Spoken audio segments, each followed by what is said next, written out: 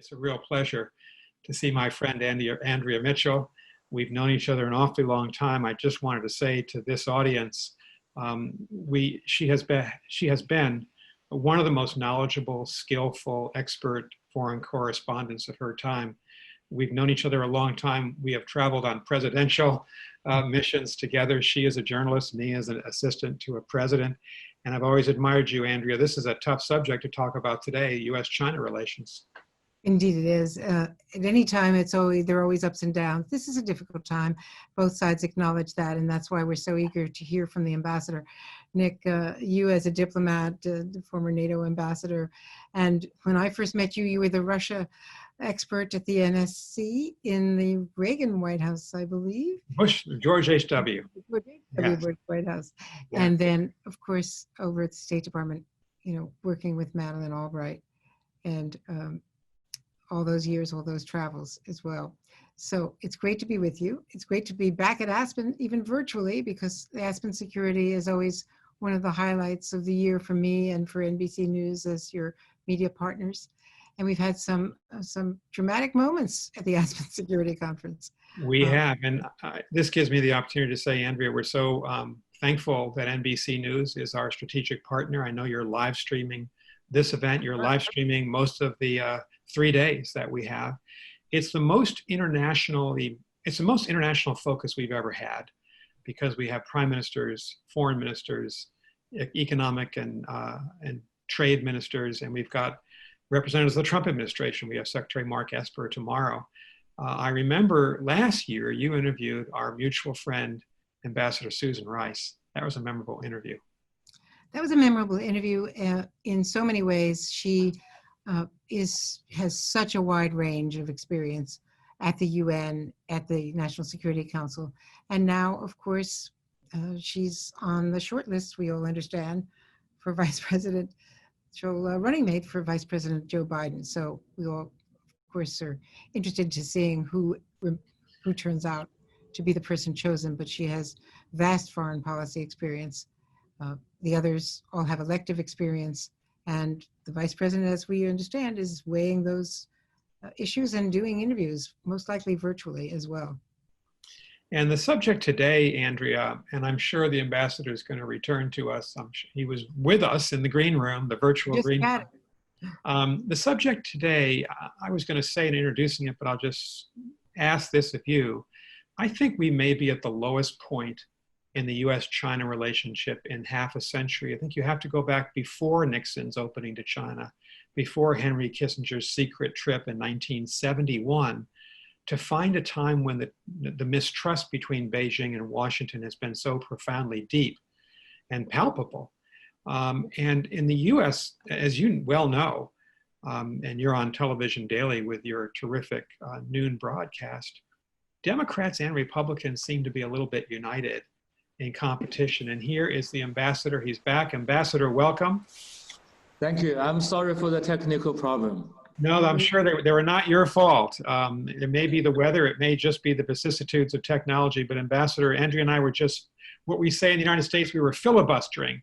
We were waiting for you to come and just beginning to talk about the U.S.-China relationship. I've introduced Andrea, Ambassador Andrea Mitchell, as Chief Foreign Affairs Correspondent for NBC News. Let me just say to our audience, Ambassador Cui Tiankai is a distinguished ambassador, a distinguished diplomat of the People's Republic of China.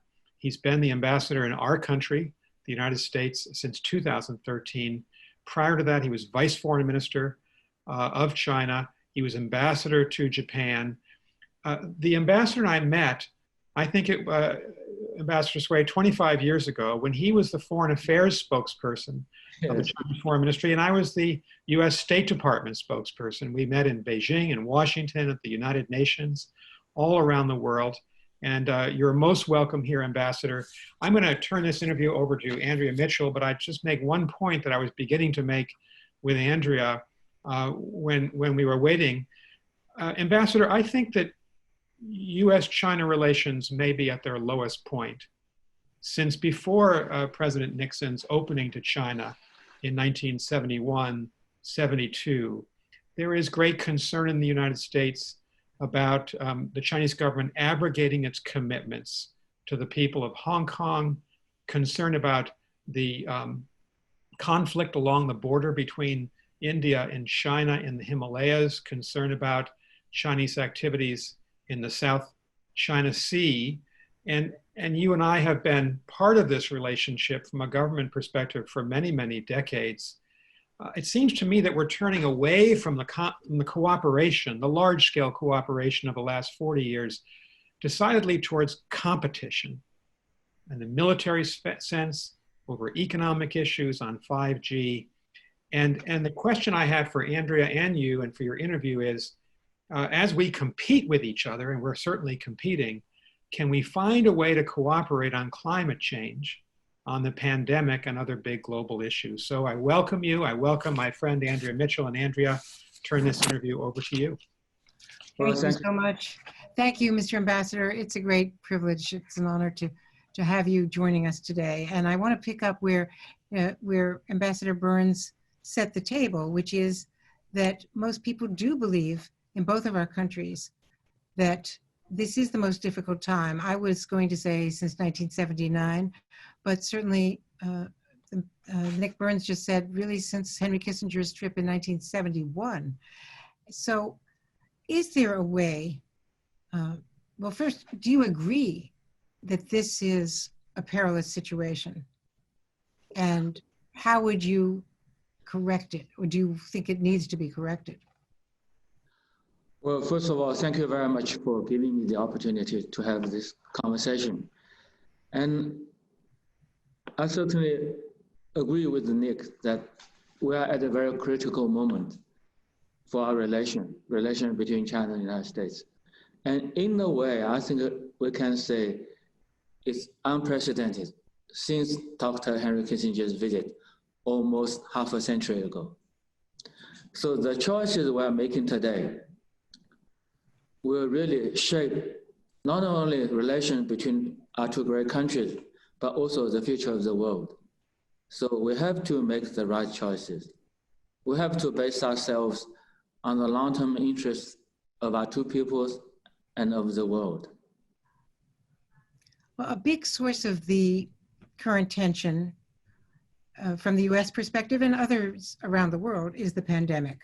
The president blaming China for not alerting the World Health Organization soon enough to the human-to-human transmission of COVID-19 and doing more to contain it. How would you respond to that criticism? Well, actually, I think we have to base ourselves on real facts. And the fact is very clear. The timeline is very clear. China is one of the countries that reported such cases first. But now, of course, there's increasing reports and information about possible earlier cases elsewhere in the world. So scientists all over the world are still working very hard on this particular pandemic, on the virus. But we identified a few cases in Wuhan in late December last year. And even for the doctors, people like to call them whistleblowers. They say they have encountered some cases of pneumonia of unknown cause, which means at the time little was known about this new virus. Very few people, I think nobody in the world knew anything about the new virus. But as soon as we had these cases, we reported to the World Health Organization. The first report was done on January the 3rd, right after the New Year's Day. So it's just a couple of days. And then the next day, the CDC, China's CDC and US CDC had their first communication on this particular virus. Even before people could give a name to this COVID-19 virus, people were still calling it pneumonia of unknown cause.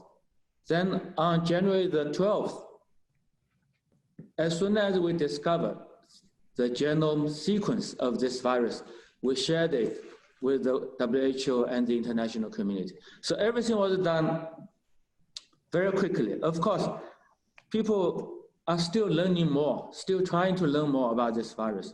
I don't think we already know everything about this virus. This is a fact. But as soon as we discover something, we share it with the international community. This is a fact.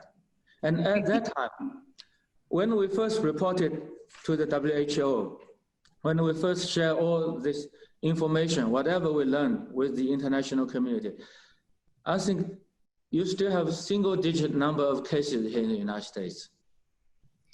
That is certainly correct, but did you report human-to-human transmission is the question, because you did share the DNA, the sequencing, but did you share human-to-human transmission in the most timely way that you could have? Yeah, indeed. I think this is extremely important for our response to the virus. So that's why we send our national experts to Wuhan to determine whether this is transmitted among human beings. And once they determine that this is transmitted among human beings, we have the Wuhan lockdown. Within a couple of days, we locked the whole city of about 12 million people. So everybody knew that this is transmittable among human beings. And within 2 or 3 days, the United States evacuated its consulate from Wuhan. So everybody knew this is very dangerous. I mean, just a few months ago when this all started, President Trump was praising President Xi's response. Now it's very different. Are they communicating at all? Well, actually, I think that they have had a couple of phone calls in the last few months, and also people at the lower level, lower than the president level, have also had that communication.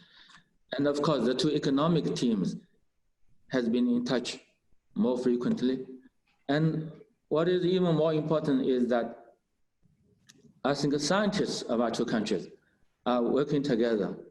Some of the American experts, very well-known professors or public health specialists, they went to China in very early days. And they also joined the team sent by WHO to China in February. So I think it's very fortunate. Our scientists are still working together.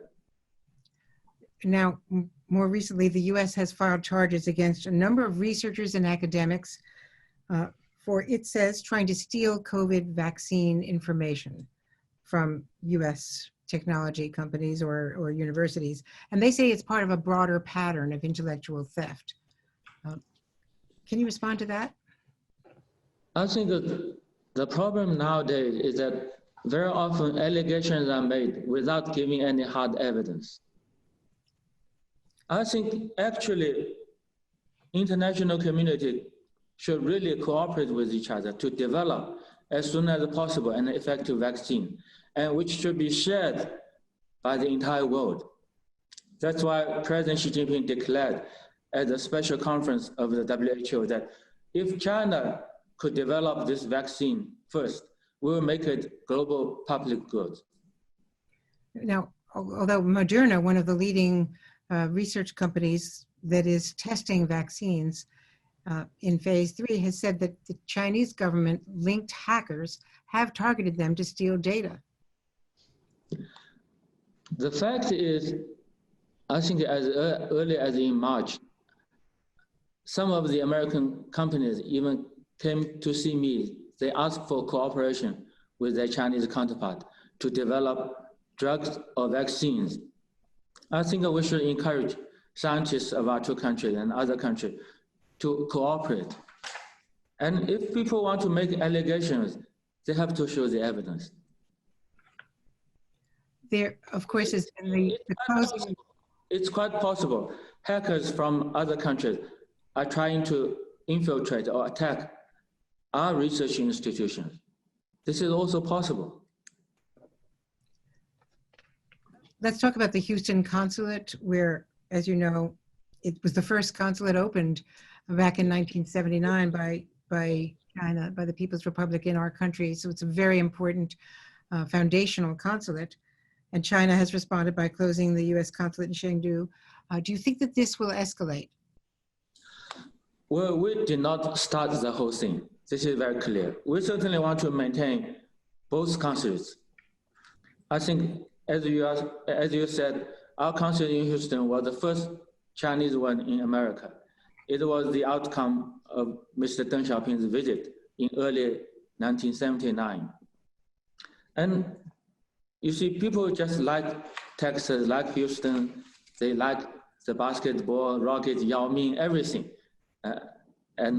Texas steak, everything.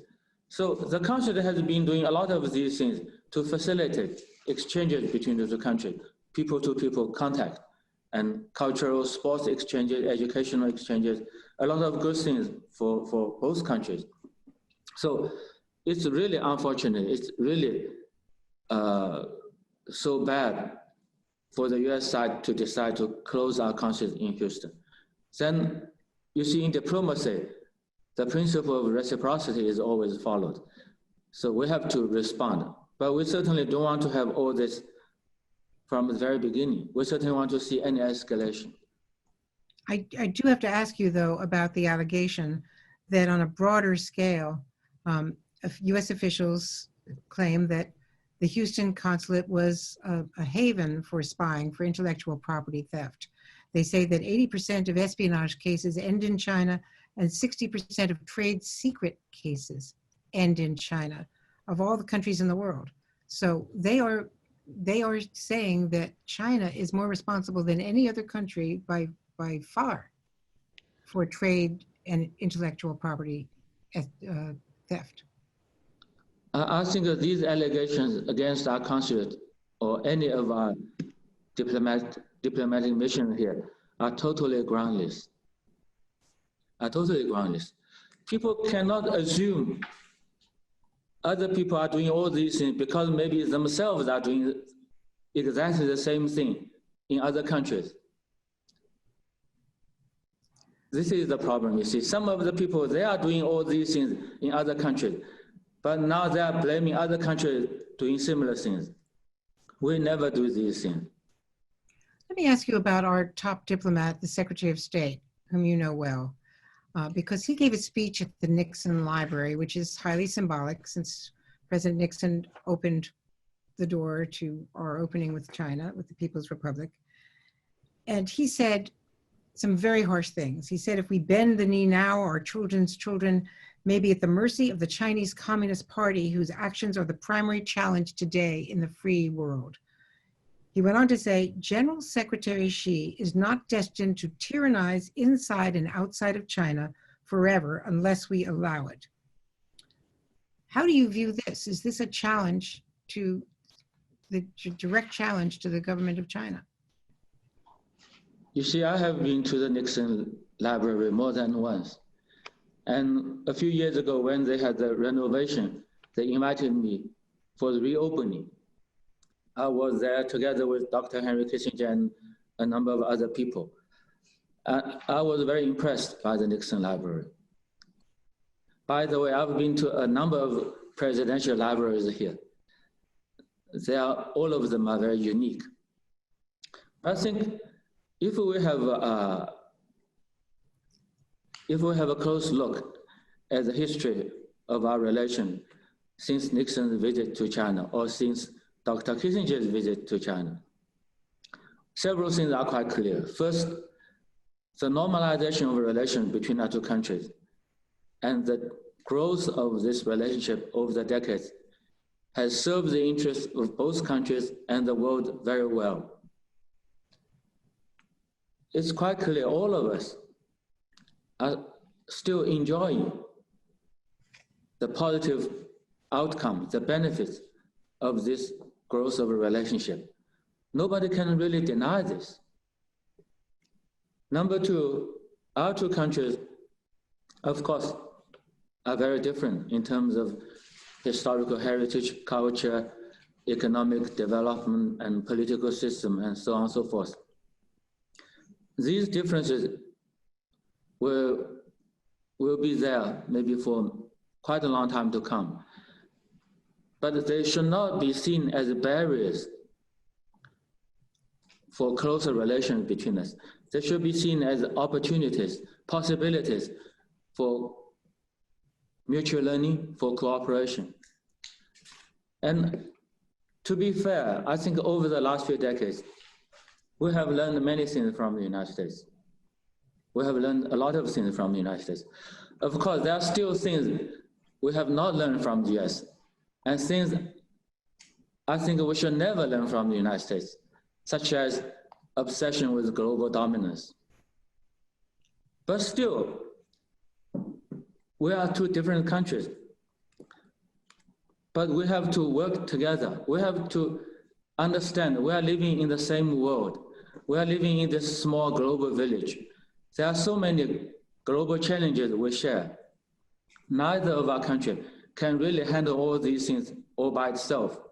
Nick just mentioned climate change and also terrorism and so many natural disasters. I think both our people have aspiration for better life. If our two countries can cooperate with each other, it will enable us to meet our people's needs even better. So this is a choice we have to make, cooperation rather than confrontation. Well, a leading Chinese foreign policy expert in Beijing, a professor called Pompeo's speech a new Cold War declaration of the United States. Is that your view, that this is a declaration of a new Cold War by the Secretary of State? I don't know why people like the term Cold War so much. I think the correct lesson we should learn from past history is that such a Cold War serves nobody's real interest. And today, we are in the 21st century. Why should we allow history to repeat? Why we should repeat what happened in the last century? When we are faced with so many new challenges, emerging and global challenges, I don't think a new Cold War would serve anybody's interest. It will give us any solution to the problems. Is there a way to dial down the rhetoric as long as you speak of global dominance, the president speaks of the China flu? Those are harsh words. Well, it's certainly wrong to have such stigma. And the virus, as defined by the World Health Organization, is COVID-19. And the WHO has ruled that the name of any such virus should not be linked with any particular place, people, or ethnic group, or even particular animal. This is an international rule I think all of us should follow. As for global dominance, China certainly have no intention to seek global dominance. But people here in this country talk about it so often. It seems to me there's such an obsession with it. How do you interpret global dominance? Is it the phrase America first, or what is your sense of what global dominance means as you see the United States? I think this is a very good question. So those who are seeking global dominance should give us an interpretation. I don't think anybody should try to do that. I want to ask you about the new law in Hong Kong, which the United States and British officials have criticized as well as others. China is now delaying Hong Kong's election that was to be held on September 6th for a year. Couldn't the election be held safely despite the pandemic? Why delay the election for a year? And can you assure residents of Hong Kong and the world that there will be elections, democratic elections in Hong Kong?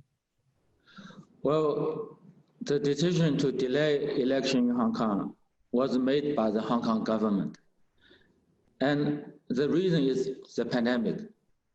Because in recent days, people see a significant resurgence of the confirmed cases. This is very alarming. So the Hong Kong SAR government decided that if the election goes as planned, the risk, the danger of the pandemic spreading even wider will be very serious. And actually, in other parts of the world, I think maybe over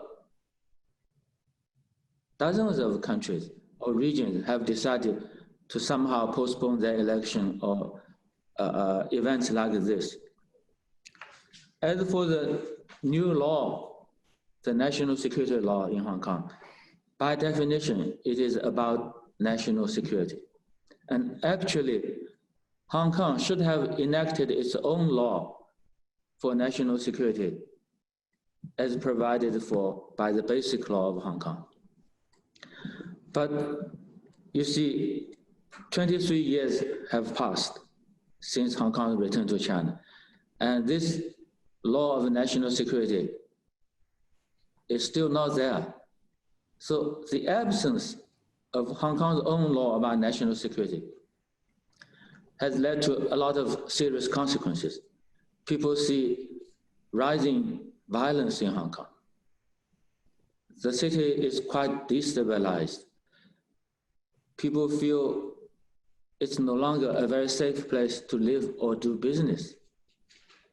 And of course, the absence of this law has hurt China's national security interests, but also has hurt the safety and security of the people both in the mainland and in Hong Kong of China.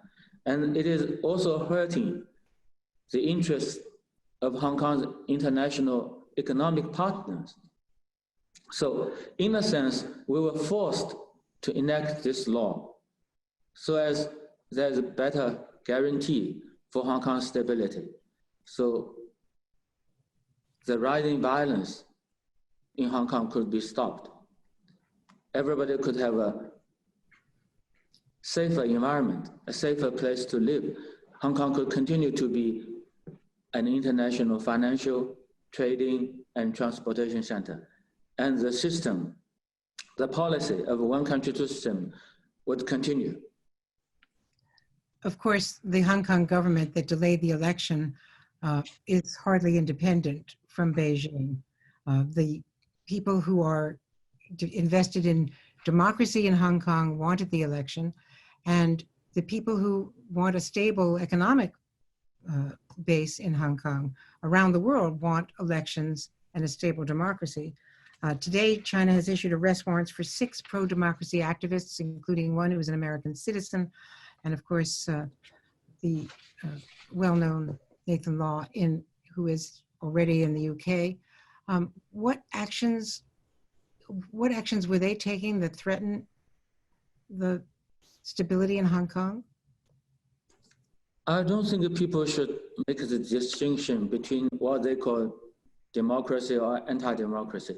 Actually, all these law enforcement actions are taken according to the law. Anybody, if they violate the law, they should be punished. That's it.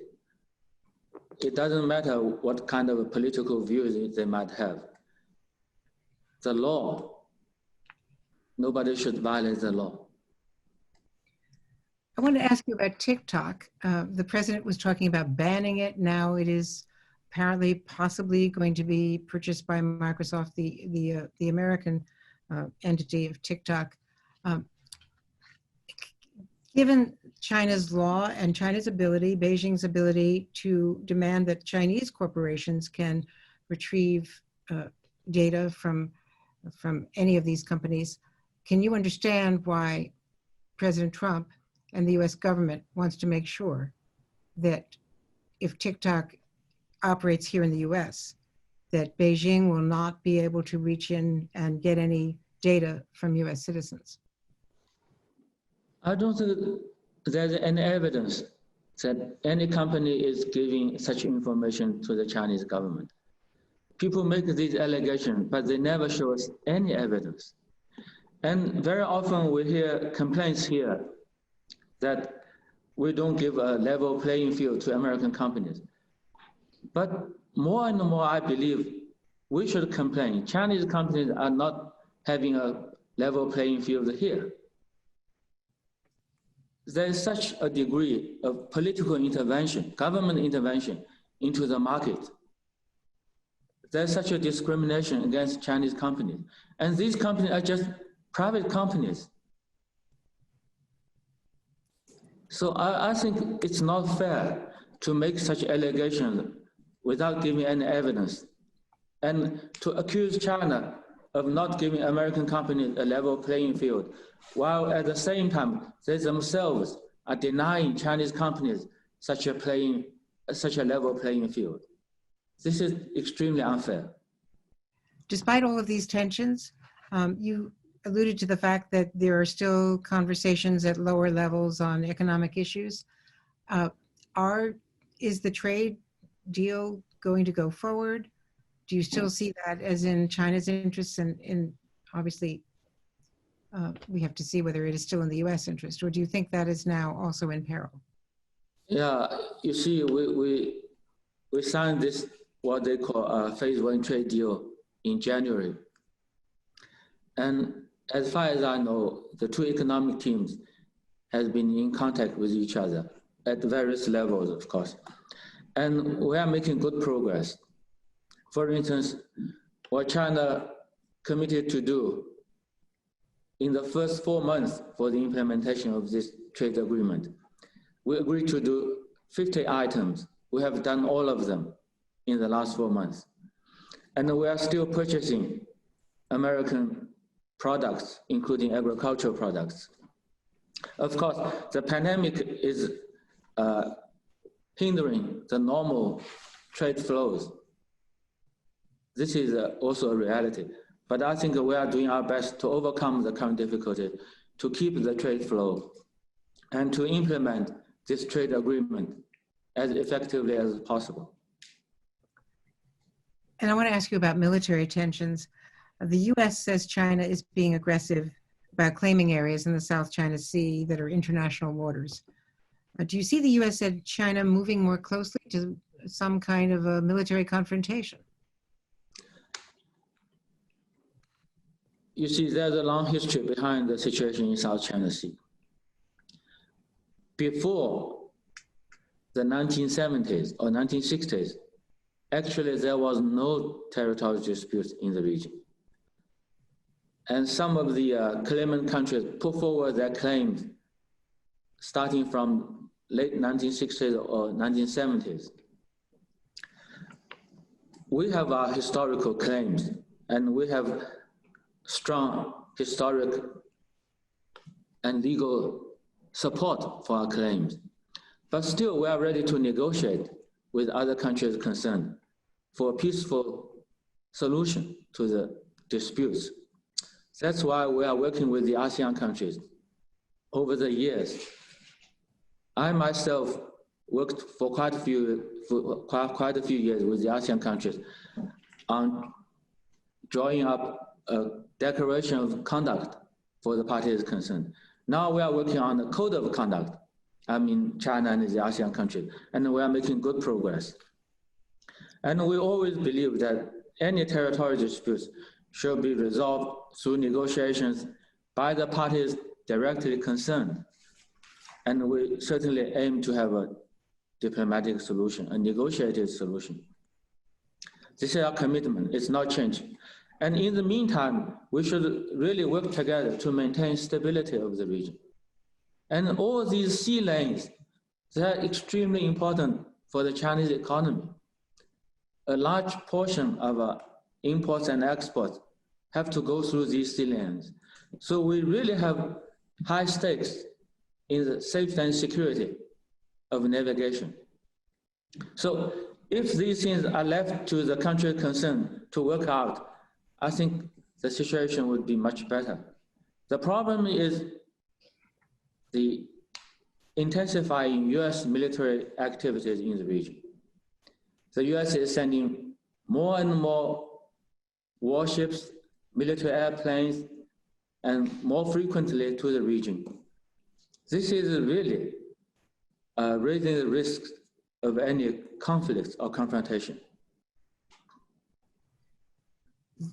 The President and Secretary Pompeo talk about trying to engage China in a trilateral arms control agreement with Russia and the United States. It's one of the reasons they say they withdrew from the INF treaty, that Russia was cheating and that it was more important to negotiate with China as well. Is there any sense that China would be interested in negotiating missile limits in an agreement with Russia and the United States? I think there are now very important negotiations between US and Russia on some of the existing treaties between the two countries. And these treaties are extremely important for international strategic stability. We hope these treaties could continue. But I don't know what is happening between US and Russia. Maybe we should, I do hope we could have reason to be optimistic, but I don't know. We just pray that they will continue these treaties and keep the international strategic stability. So you see all over the world, United States and Russia have the largest nuclear arsenal. This is known by everybody. This is international consensus. So they should take the lead in international nuclear disarmament. Hopefully they could show us leadership. China has a very small amount of nuclear weapons. It's not at the same level. We are by far behind US and Russia. So I still remember some of my colleagues who are dealing with disarmament issues. They asked a very good question. They want to know whether the US is ready to reduce its arsenal to the size of China's, then we can start real negotiation. I hope we could be given a very convincing answer. I want to also ask you about the situation with the Uyghurs, because we hear devastating reports of what has happened with the people there. And tell the world why China feels threatened by this Muslim minority who have been imprisoned, tortured, slaughtered in large numbers, according to reliable human rights activists. The fact is, the people there, I know you are referring to Xinjiang. The people in Xinjiang, all the ethnic group people, no matter what ethnic group they belong, the people there were threatened by rising terrorist and extremist activities. In recent years, until quite recently, there were hundreds, even thousands of such terrorist attacks in Xinjiang, and hundreds of thousands of innocent people were hurt or even killed. So the people there were really threatened. We have to take measures to stop the spread and the threat of terrorist activities. Some of these groups are linked to ISIS, and they were also trying to spread extremist ideas. So people's safety and security were really threatened. For the last 3 years and more, there has been no such cases of terrorist attacks in Xinjiang. So people are living in a much safer environment, and people can really enjoy good life there. This is happening to all the people there, without any distinction between the ethnic groups. According to the United Nations, more than 2 million people there, Ambassador, are held in detention camps. No, this is not the United Nations figure. This figure is fabricated by somebody else, certainly not the United Nations. It's very clear. We have invited, over the last years, we have invited UN officials, foreign diplomats, journalists, many of them from Muslim countries, and none of them supported such claims. So you are saying there are not millions of people in detention camps? There's no such a thing. I was there last year, April last year. I had a personal visit there. I even visited one of these training centers, met people, talked to people there, the Uyghur people. I even met a young Uyghur couple who opened a restaurant in one of these training centers and making good money. Well, obviously we'll have to do more work on that, but I know that this is a almost universally held criticism of China, and it's something that the world really needs to have more answers to. Well, Madam, with all due respect, I very often hear people in this country say this is something universal. But when they say universal, it's mainly maybe United States, a couple of European countries. If you talk about anything universal, you have to consider China itself has 20% of the global population. If you count in countries like India, Africa, Latin American countries, the majority of the global population is very often not included in this universality. I want to get back to the relationship between President Trump and President Xi, because we saw them at Mar-a-Lago. We saw the president's grandchildren singing in Mandarin to him back in 2017. It's a relationship that even through January and February of this year, the president was praising President Xi. How did we get to the point of him talking, with racial epithets like Kung flu and also talking about the China flu? Why do you think he is blaming all of this on China? Well, I don't think this is something for me to explain, but I can tell you, I have been present at most of their meetings, Mar-a-Lago, and you see Beijing, and Argentina, Buenos Aires, and Osaka last year. I think the meetings between the presidents has provided important guidance to the overall relations. There have been, all these meetings were quite positive. I will certainly look forward to more interaction like this, an effective working relationship between the two governments, between the two leaders. Is there any chance of an overture? Would there be any outreach from China to Washington, or should Washington reach out to China? Who will take the first step at the head of state level? Well, I think that this is a job we diplomats really have to do. My good friend, Ambassador Branstad in Beijing, I myself here in Washington, we will continue to do our best. Nick Burns raised the issue of cooperation on global warming and climate change, perhaps the greatest threat facing the world, certainly the greatest threat facing the world. Can that progress be made as long as the United States does not rejoin the Paris Accords? Well, whether the US will come back to the Paris Accord, this is a decision up to the US to make. But it's quite clear, climate change is a very good example that we are living in a very different world. We are living in what we call globalized world, whether you like it or not. This is a reality. And we have to work together to respond to all these global challenges. No country can handle all these things all by itself. We have to work together. But for China and the United States, since we are the two largest economies in the world, since we are permanent members of the UN Security Council, I think we do share special responsibility, not only to our own people, but also to the international community, that we should take the lead in promoting international cooperation to confront all these challenges. We are certainly willing and ready to do all this. Returning to Hong Kong for a moment, I just wanted to ask you, will you commit to holding an election in Hong Kong a year from now? I think this decision has to be made by the Hong Kong SAR government in accordance with the basic law and its own laws. It's not up for me to say.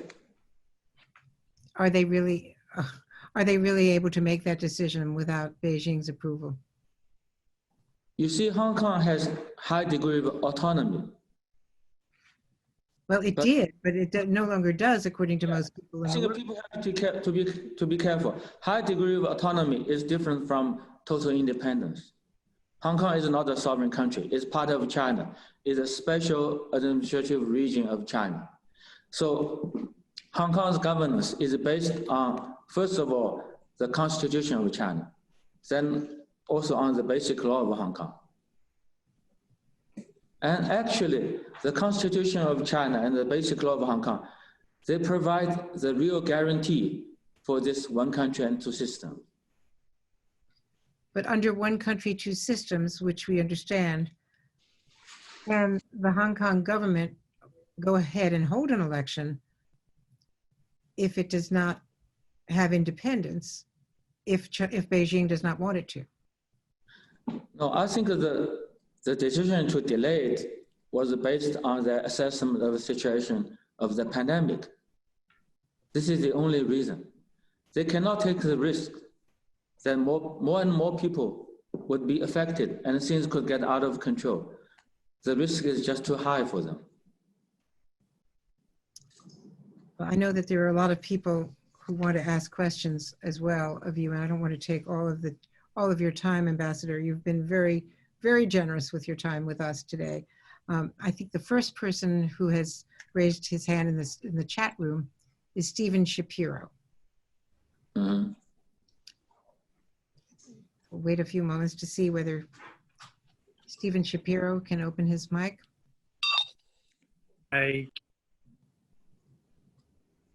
Oh.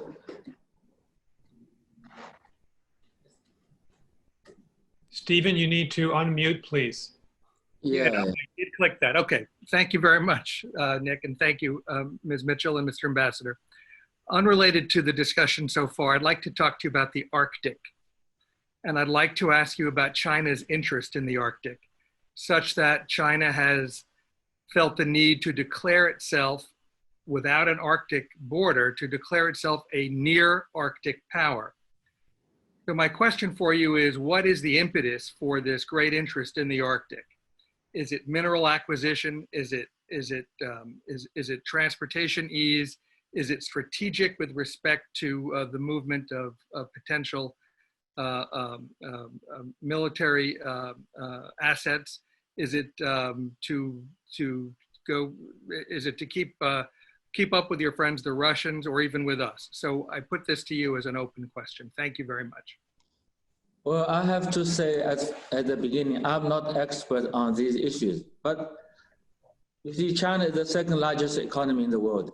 We certainly have a lot of interest in the world, and we certainly want to make contributions to the preservation and utilization of any part of the Arctic.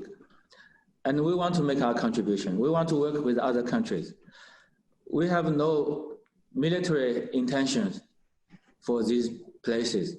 We want to contribute to peaceful use and preservation of the environment there. And we are ready to talk with other countries. We know United States and countries like Russia, you also have very strong interest.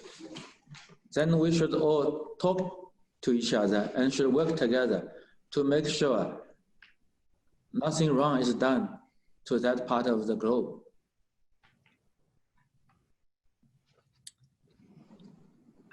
Okay, the next question is John Mallory, Mr. Ambassador. Can John Mallory unmute? Well, thank you very much. So my question is with regards to the policy of engagement. So the discussion in the United States, holds essentially that engagement is dying. And seems to me that in lieu of an explicit policy between the two countries, we will see the security issues dominating insecurity there, and then we see the downward spiral. So my question to you is, what do you see as an engagement 2.0 policy? What kind of steps would China be willing to take? What kind of steps do you think the U.S. would need to take?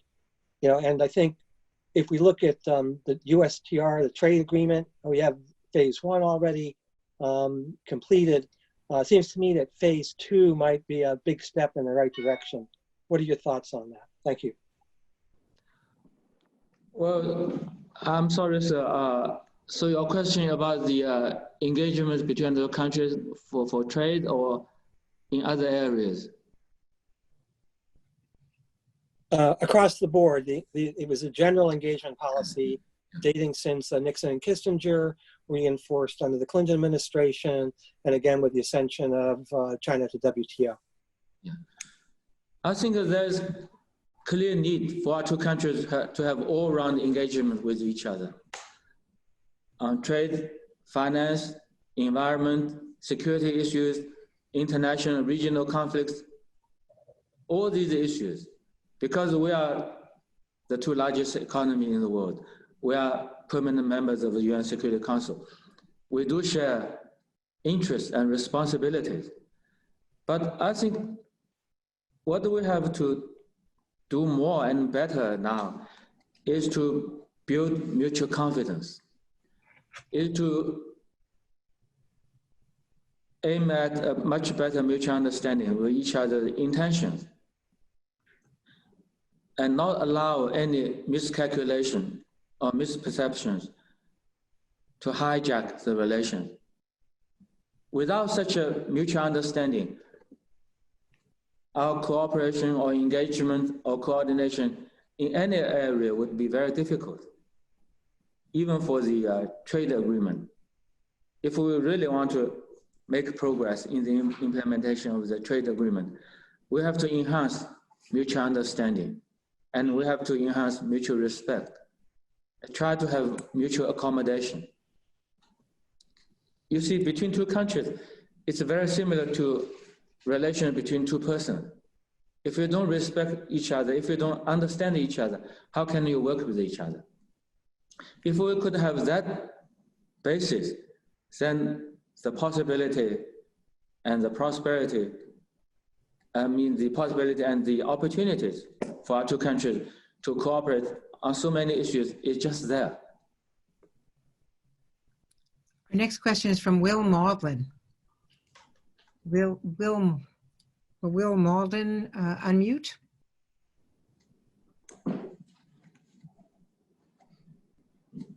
Just follow up a little bit on the previous question.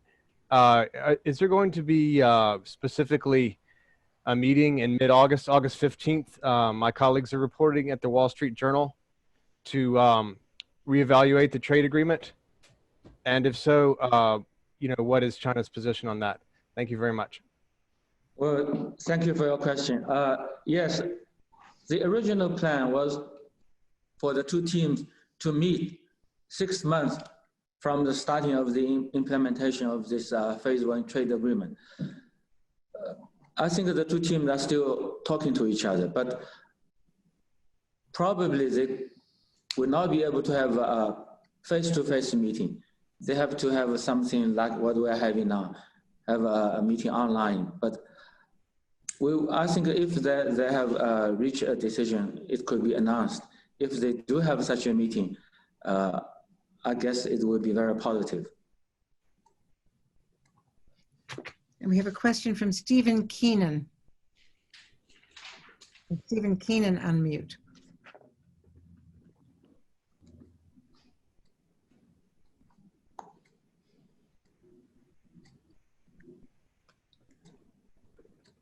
I want to give him another minute. Hello, Ambassador. Thank you so much for a very kind and informative conversation. It's conversations like this that will hopefully bring our countries back together to be the friends that we want to be for a very long time. I personally feel that China is just going to the thousands of years where China was an equal in the world community. What do you feel the symbolic things America and China could be doing to get our relationship back to where it was not too long ago? And let's remember, during our 2008 financial crisis, it was China that spent an enormous amount of money that helped the entire world financially. What do you feel that we should be doing to help right the ship of good relations with the two most powerful countries in the world? Thank you. Well, thank you very much, sir. Thank you for your very encouraging words. And I do share your hope. I totally share your hope. And you are right. If we look at the three major international crises since the beginning of the century, the 9/11 terrorist attack, the international financial crisis, and now the pandemic, it's quite clear the global challenges we are faced with today are global in nature, and it requires global cooperation and especially cooperation between our two great countries. Otherwise, we will not be able, none of us will be able to really solve these issues, to overcome such difficulties, and really make our future much better. And we are also working together on many of the international regional issues, from the nuclear issue on the Korean Peninsula to the Iranian nuclear issue, from Afghanistan to the Middle East. All these issues also require multilateral collaboration and cooperation between our two countries. And a very good example would be where we just talk about climate change. And another example would be the current pandemic. I don't think any country can really handle this pandemic all by itself. Of course, now we are faced with somehow different situations in various countries because conditions vary in different countries. But still, I don't think any country can say, I'm 100% safe from the pandemic, while other countries are still struggling. We have to help each other.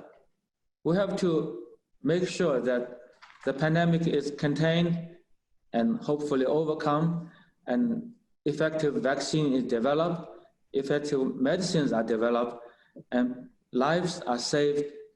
People can have a better assurance for their health. And this has to be done by the entire international community. And hopefully our two countries can really take a lead in this. Mr. Ambassador, I know Nick Burns is going to ask you the final question, but I just want to say, I want to thank you for making yourself available at a very important forum, the Aspen Security Forum. And of course, very good question. Thank you very much. And Nick? Andrea, thank you very much. Ambassador, thank you for the interview. Ambassador, I wanted to ask one final question, if Andrea would permit, and maybe Andrea can be the umpire. The ambassador and I met in Grand Rapids, Michigan 18 months ago. We spoke at a conference in front of 500 business people to mark the 40th anniversary of the establishment of the U.S.-China relationship by Jimmy Carter and Deng Xiaoping. There was a little bit of a celebratory mood then that, you know, the United States and China had done a lot, accomplished a lot together. But Ambassador, as you know, the mood has shifted quite dramatically in the United States.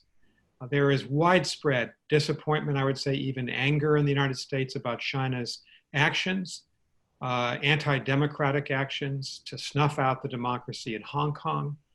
There is a sense that in the South China Sea, the People's Liberation Army moving out against both the Philippines and Vietnam, acting illegally on the extravagant legal claim that China has. Widespread opposition to what's happened in the PLA, assertive against India on the very long border in the Himalayas. And Andrea asked you a question about the Uyghurs. In this country, there's a lot of evidence. And we believe that the Uyghur population, maybe up to as many as 1 million people, have been subjugated unfairly and treated unfairly. So I want to say to you, and we've known each other a very long time, views are hardening here in the United States. And I would even say that most Democrats and most Republicans are united in the belief that China has been too aggressive in the Indo-Pacific, and that we may be at a fundamental turning point towards competition. So my question to you is there a recognition in Beijing of the very tough-minded attitudes here, negative attitudes here in the United States towards China, towards the government in Beijing, by both of our political parties and nearly all of our leaders? And what can Beijing do to allay that concern? Because this is part of what diplomacy is. And right now we're not seeing much conciliation at all from the Chinese government.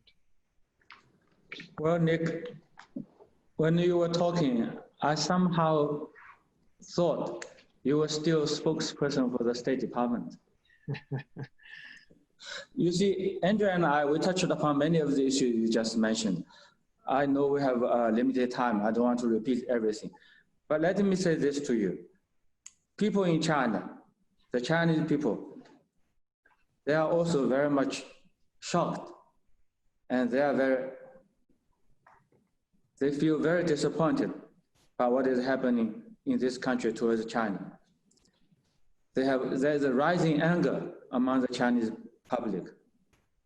I think people have to be aware of this. You are asking us what we can do to make the relations better. And people in China are asking what the United States can do to make the relations better.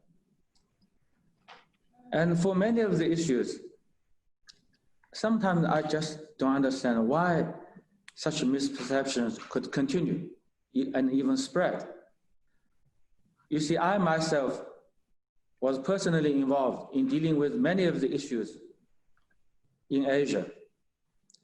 And I know China and all our neighbors just want to have normal, stable, and friendly, mutually beneficial relations. We do have disputes, like the border disputes with India and some territorial disputes in South China Sea. But on the whole, all the countries in our region want to develop mutually beneficial relations. I don't think any one of them want to see any escalation of tension. This is also the reality. So I have full confidence that between China and our neighbors, we'll be able to solve any problem through friendly and peaceful negotiations without external interference, without external attempt to escalate the situation. For instance, China is surrounded on the land by 14 other countries. That means we have land borders with 14 countries. And out of the 14 countries, we have already solved the border issue. We have concluded treaties with 12 of them. India and Bhutan are the only two left.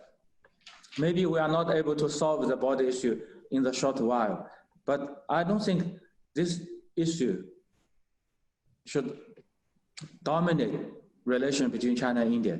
And I don't think this is the view of our Indian friends. So hopefully our American friends could have a really better understanding of the realities in our region, could really understand our concerns, our perceptions, and what we need, what the people in the region really need, and could refrain from taking any action to try to take advantage of any disputes in the region or even escalate the situation. I think the real problem for America, I want to be very honest and frank with all of you. The real question for America is that, is the United States ready to live with another country with a different history, different culture, maybe different system, but with no intention to compete for global dominance with the United States? Are you ready to live with us in peace? This is the fundamental question. Hopefully, politicians and diplomats, journalists, scholars here could think about this really seriously.